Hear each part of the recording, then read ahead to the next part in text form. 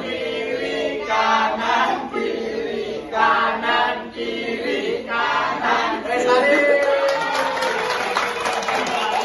Hubungan kita ini adalah hubungan korelatif, korelasi satu dengan yang lain. Satu, hubungan korelasi itu akan memakmurkan dirimu sendiri, akan memakmurkan masa depanmu, dan akan memakmurkan rezekimu. Nah, korelasi itu turunan dari silaturahim. Jadi begitu dahsyatnya perintah silaturahim itu.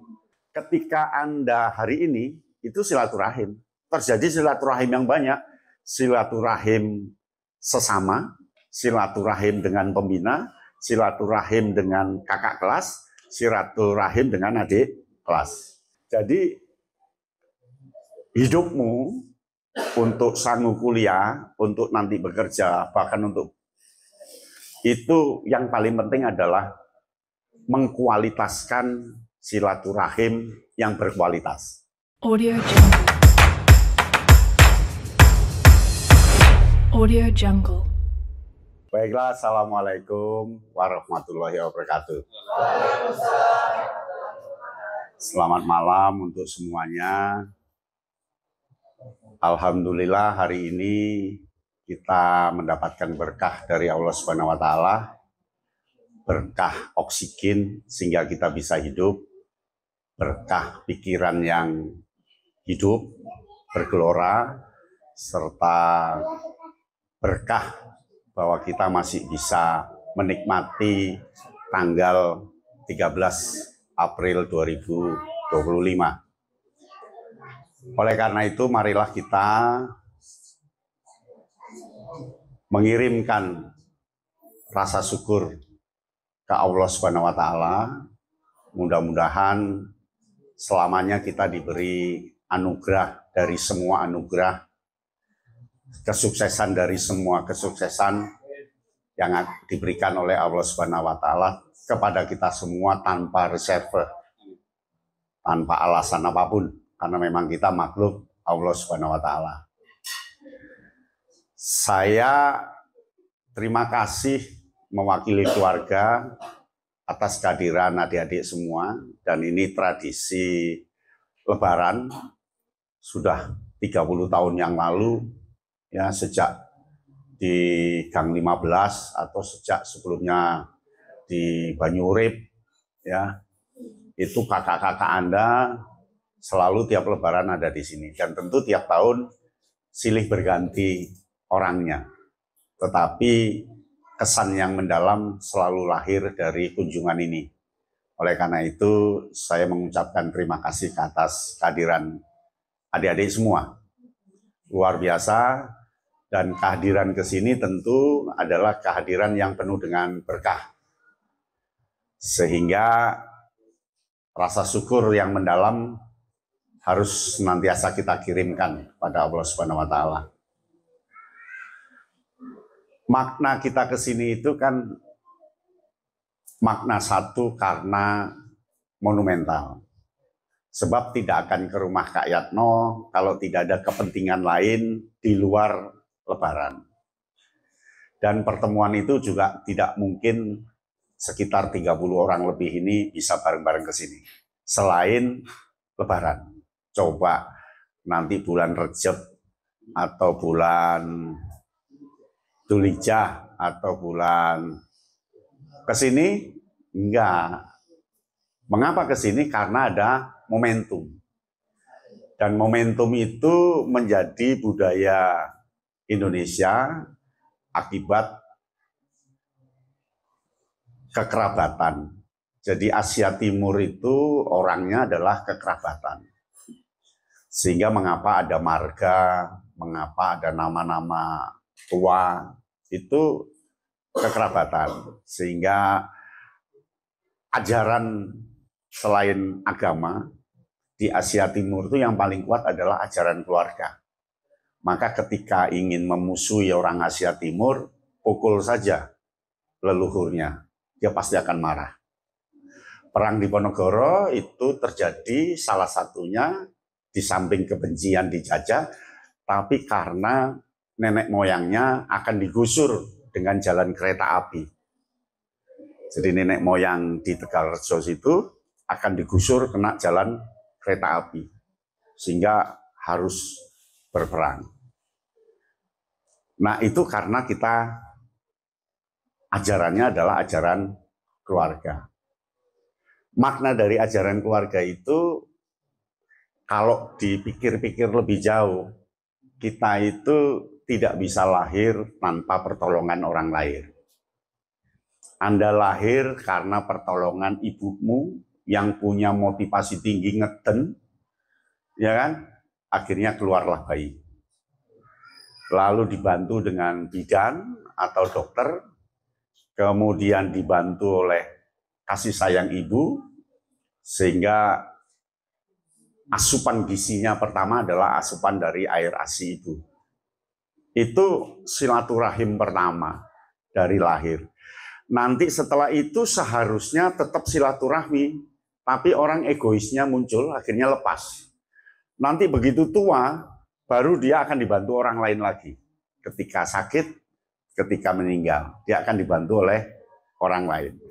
Nah, kalau dibuat grafik kurva normal, itu di awal dibantu orang lain, di akhir dibantu orang lain, di sini enggak, egoisnya muncul.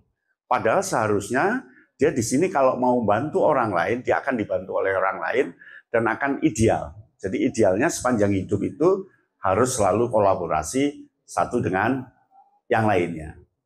Nah, hubungan kita ini adalah hubungan korelatif, korelasi satu dengan yang lain. Satu, hubungan korelasi itu akan memakmurkan dirimu sendiri, akan memakmurkan masa depanmu, dan akan memakmurkan rezekimu. Korelasi itu macam-macam. Itu yang pertama, korelasi positif. Korelasi positif itu Anda datang di sini dengan sikap positif, saya juga sikap positif, maka bertemu kontak batin, kontak pikiran secara korelatif. Sehingga memunculkan kesepahaman, kesepadanan. Nah, itulah yang namanya orang belajar. Itulah orang yang berguru, itu orang yang pengen pintar. Dia punya hubungan korelatif positif antara guru dengan muridnya, santri dengan kiainya. Disitulah yang namanya hubungan simbiosis mutualis, sama-sama. Yang kedua, korelasi negatif. Korelasi negatif itu apa yang Anda angan-angankan nggak cocok dengan apa yang saya sampaikan. Sehingga terjadi perlawanan di situ. Tetapi itu negatif karena tidak ada kesepadanan. Pada akhirnya dia akan jadi positif karena dia mikir, loh kok yang saya sampaikan nggak cocok ya dengan yang disampaikan Kak Yatno. Titik problemnya ada di mana ini? Pos problemnya ada di mana? Akhirnya digali. Pada suatu saat akan muncul korelasi positif. Jadi negatif pun akan memunculkan korelasi positif. Jadi yang pertama korelasi positif murni, yang kedua korelasi negatif. Nah yang ketiga datang ke sini itu karena korelasi linier. Anda datang ke sini karena korelasi linier. Linier itu karena segaris. Yang datang pasti yang saya bina. Yang datang pasti yang dibina Kak Arum atau Kak Masvia. Nggak mungkin yang datang itu anak Imapala, nggak mungkin anak Menua, nggak mungkin anak renang. Ini namanya korelasi linier. Ketika korelasi linier, maka garisnya jelas, mudah dipahami. Komunikasi itu akan terjadi simbiosis mutualis karena punya satu korelasi, satu garis. Pemain sepak bola ketemu dengan pemain sepak bola itu linier, sehingga yang diomongkan gayeng. Tapi kalau pemain sepak bola bertemu dengan pemain kasti, ngomong paling 5 menit, setelah itu diam. Kalau ini karena linier, saya ngomong kemah Anda akan nyaut, saya ngomong penjelajahan Anda nyaut, saya ngomong tentang kepemimpinan Anda juga nyaut, karena linier. Nah, yang keempat itu korelasi non-linier. Korelasi non-linier ini terjadi akibat linier bukan karena gudeg, tapi non-linier karena jurusan yang berbeda, non-linier karena usia, sehingga tidak terjadi linearisasi, maka di situ tidak terjadi simbiosis mutualis, karena non-linier. Orang bahasa mendengarkan apa yang disampaikan linier dari sisi bahasa, tapi orang teknik dan sebagainya dia non-linier. Gitu. Tetapi akan muncul positifnya, karena yang non-linier akan memberikan tempat komunikasi, yang didatangi juga akan memberikan tempat komunikasi baru dari non-linier itu. Kemudian berikutnya yang keberapa ini? Yang kelima, korelasi kausal. Korelasi kausal itu korelasi sebab akibat. Disebabkan karena ada Ramadan, disebabkan karena ada Syawal, disebabkan karena ada Lebaran, Anda ke sini. Ya kan? Disebabkan karena Anda peserta didik saya, disebabkan karena Anda ini adalah aktif di 413, maka pintu saya buka. Ketika tidak punya hubungan kausal, tak tutup. Lawangnya tak tutup. Sopo kon, nggak kenal aku. Ya kan? Nah, itu korelasi kausal. Ya, sebab akibat. Jadi hidup itu karena sebab akibat. Kamu disebabkan oleh bapak ibumu dan kamu adalah akibat, pada suatu saat Anda juga akan menjadi sebab. Sebab karena sering ke Kak Yatno, maka Anda harus menjadi orang yang sukses. Maka itu namanya sebab akibat. Lalu yang keenam, itu korelasi produktif. Korelasi produktif itu hubungan yang punya azas kemanfaatan. Adegan hari ini, setiap ada bertemu safari lebaran, pembinanya suruh ngomong, itu adalah korelasi apa? Yang saya sebut tadi. Korelasi produktif. Jadi datang ke sini itu tidak sia-sia, karena pulang ada wawasan, karena pulang ada ide yang memantik, karena pulang ada yang diperoleh. Mengapa? Karena tuan rumahnya suruh ngomong. Jadi wis dadi tuan rumah, si kon ngomong. Ya kan? Tapi itu kan sebuah hal yang menjadi keharusan bagi seorang yang dianggap tua memberi wejangan ke yang muda. Dan di sini saya juga ketemu adik-adik saya yang lama nggak ketemu, termasuk yang baru juga. Yang baru ada berapa ini? Mohon lawas dan ada 10-an ya. Ada 10. Ini selawas sih, arek wong UNER ini. Ini UNER ini. Sekarang kerja di UNER, di koperasinya UNER. Jadi nanti kalau mahasiswa UNER akan ketemu, pinjam duit ke dia bisa. Gitu. Nah, kemudian yang ke-7 itu korelasi semu. Korelasi semu ini yang justru tidak bermanfaat. Karena datang hanya untuk bayangan datang, tapi sebenarnya pikiran dan hatinya di tempat lain. Jadi korelasi semu itu pura-pura. Datang pura-pura si penting setor muka, salaman, mangan, habis gitu lupa. Ya hanya untuk memenuhi kewajiban. Formalitas itu korelasi semu. Dan itu terjadi di silaturahim. Korelasi semu. Nah, korelasi semu ini tentu tidak terjadi karena Anda adalah linier. Iya kan? Artinya minimal lah, terminimalisasi. Tapi kalau Anda tidak linier, contohnya gubernur mengadakan open house lebaran, ribuan masyarakat datang, itu tidak linier. Dia pasti korelasi semu. Senyumnya, salaman senyum, tapi setelah itu semu. Karena yang penting kok oleh mangan yang gerhadi. Salaman, setelah itu pulang. Itu korelasi semu. Ya, nah sebaiknya Anda di tiap silaturahim, di tiap bertemu dengan siapapun, jangan lakukan korelasi semu. Karena korelasi semu itu akan memunculkan permusuhan. akan memunculkan ketidakbaikan hati. Kemudian ada korelasi parsial. Korelasi parsial itu korelasi silaturahim karena dikontrol. Jadi kamu ke sini itu karena ketua racana. Ya, kategori pemaksaan. Itu parsial. Parsial itu dua variabel yang ketemu, tapi karena variabel lain. Jadi contohnya safari lebaran dipimpin oleh seorang guru, muridnya datang semua itu, tapi parsial. Mengapa? Karena datang bukan karena keinginan sendiri, tapi karena diabsen oleh gurunya. Nah, kalau hari ini hadirmu itu karena Saidah, atau karena ketua laki-laki ini si Puji, mana ini Puji? Nggak hadir.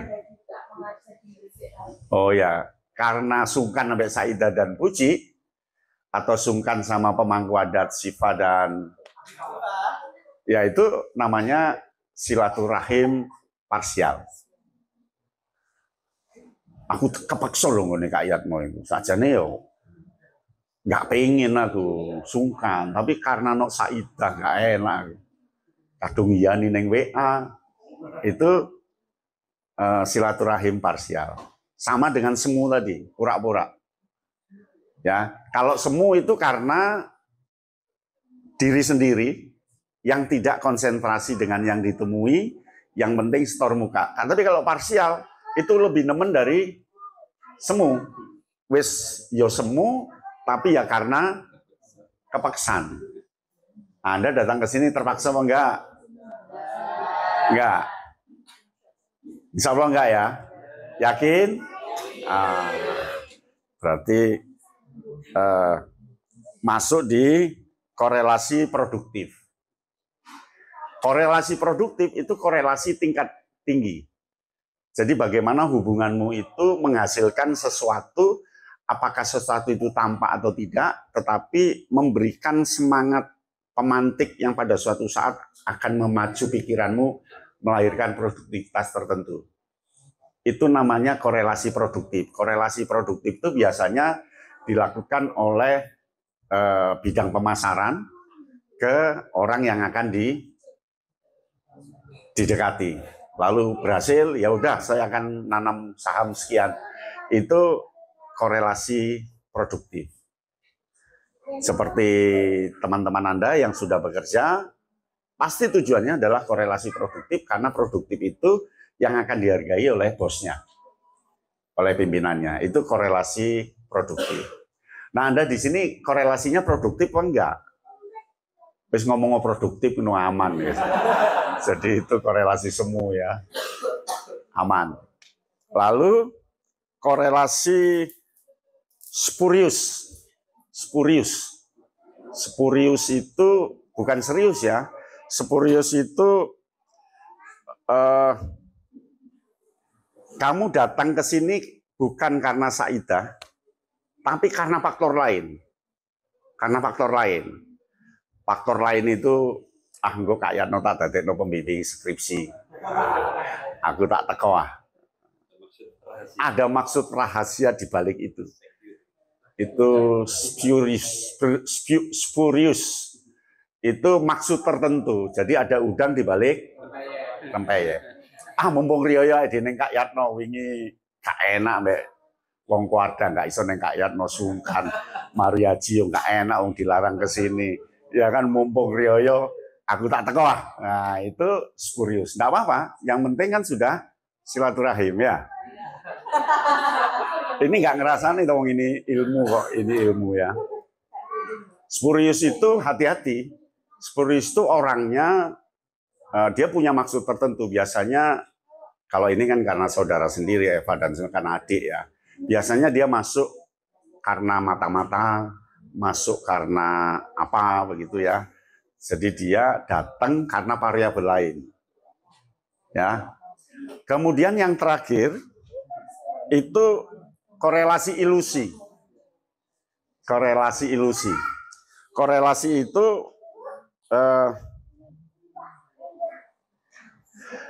ketemunya itu karena kebetulan. Jadi kesini itu ilutif. Ilutif itu kebetulan. Jadi pas lewat, ono Dimas, nandi, kayak no, melo. Nah itu korelasi ilusi. Jadi korelasi yang tidak disengaja, tapi menjadi hal baru. Karena nanti neng kono melo, gitu. Melo, pokoknya melo. Itu korelasi ilusi. Jadi ada bayangan baru tertentu. Nah, korelasi itu turunan dari silaturahim. Jadi begitu dahsyatnya perintah silaturahim itu. Jadi dunia ini tumbuh dan berkembang karena silaturahim. Dan silaturahim itu semua orang melakukan. Ketika Anda connect internet, miliknya orang Amerika, kamu buka sesuatu, itu kan sudah silaturahim. Meskipun dia nggak kenal, kamu menuju ke sana. Kamu cari buku yang sangat kuno, kamu cari di perpustakaannya Hollandia, Belanda. Itu sudah silaturahim. Jadi silaturahim itu sekarang baik dunia nyata maupun dunia maya. Silaturahim keluarga, silaturahim tetangga, silaturahim masyarakat, silaturahim komunitas, dan siapa yang silaturahim rezekinya banyak. Itu semua yang saya omongkan mengapa orang rezekinya banyak. Karena dia melakukan silaturahim. Ketika Anda hari ini, itu silaturahim. Terjadi silaturahim yang banyak. Silaturahim sesama, silaturahim dengan pembina, silaturahim dengan kakak kelas, silaturahim dengan adik kelas. Ketika nanti di kos-kosan, silaturahim dengan teman kos. Ketika kuliah, silaturahim keilmuan dengan dosennya. Meskipun saya tahu ketika kuliah pasti akan terjadi non-linear, terjadi semu, ya kan? Wong aku teko mulang lho, ana mahasiswa sing catetane enggak nggawa. Buku lo enggak nggawa, nyile koncone aku njaluk sak suwek ae. Bolpen yo enggak nggawa. Gampang nyatet HP, ora gelem nyatet HP.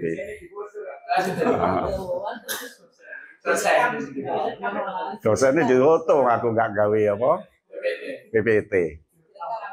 Direkam, ora enek sing rekam. Nah, jadi hidupmu untuk sanggup kuliah, untuk nanti bekerja, bahkan untuk itu yang paling penting adalah mengkualitaskan silaturahim yang berkualitas. Mengkualitaskan silaturahim yang berkualitas. Pokok kata kualitas 2 kali. Ya. Mensilaturahim, mengkualitaskan silaturahim yang berkualitas. Silaturahimnya yang berkualitas. Nah, untuk berkualitas tentu ada persiapan. Ketika kuliah, supaya silaturahim dengan dosennya berkualitas, ya Anda baca dulu. Bab berapa? Bab 5. Kamu tuntaskan bab 5. Ketika dengar, langsung, oh sini, oh ini. Itu namanya silaturahim berkualitas. Semua bisa diperbaiki. Nah, silaturahim memperbaiki kualitas isi silaturahim, dan silaturahimmu itu berkualitas. Berkualitas itu artinya ketika di kelas, tanyakan apa yang kamu baca itu. Wah, itu dahsyat hasilnya. Saya pikir itu pengantarnya. Saya berharap jangan matikan nyali silaturahimmu, jangan matikan energi silaturahimmu, dan tentu harus dibangun silaturahim itu. Silaturahim itu tidak akan pernah habis sampai terakhir di liang lahat. Dan di liang lahat pun konon masih terjadi silaturahim ketika didatangi malaikat administrasi. Ya kan? Masih didatangi itu. Karena itu kan pegawai kantor itu. Validasi data.